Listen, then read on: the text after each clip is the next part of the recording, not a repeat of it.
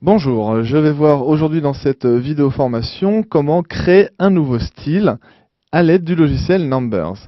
Alors actuellement, j'ai pu voir dans une précédente vidéo formation comment utiliser les différents styles que je retrouve ici à gauche pour les appliquer sur mes différents tableaux.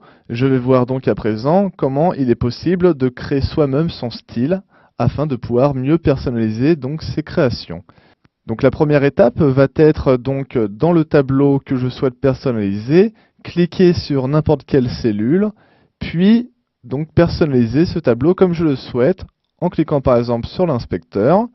Je vais simplement bouger un peu les fenêtres comme cela afin de mieux voir.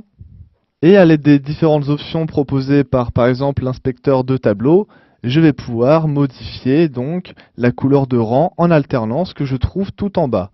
Donc je vais choisir dans un premier temps la couleur qui m'intéresse.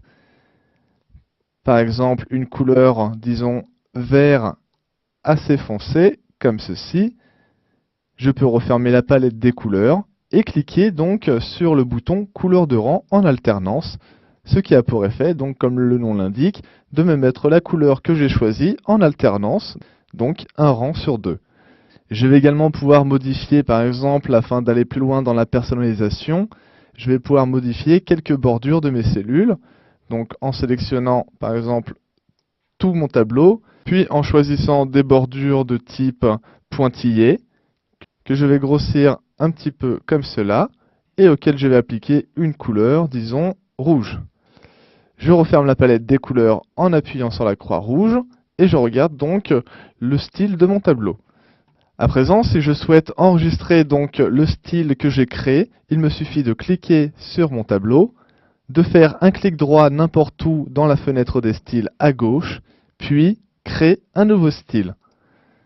J'ai la possibilité donc de renommer le style qui est créé. Je vais l'appeler par exemple style numéro 1. Et j'appuie sur OK pour valider.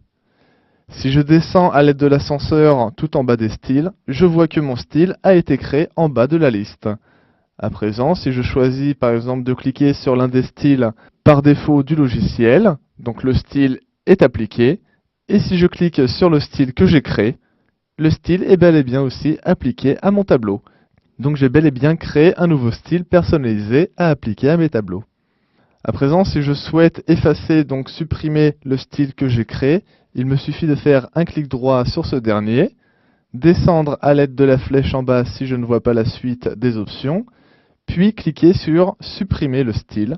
Une fenêtre apparaît me demandant par quel style remplacer donc le style que je suis sur le point de supprimer. Donc je vais choisir le style beige comme il me propose par défaut et j'appuie sur remplacer. Cela a pour effet donc d'avoir comme nouveau style appliqué à mon tableau le style beige et de ne plus retrouver donc le style personnalisé que j'avais créé tout en bas de la liste. Voilà, je sais à présent comment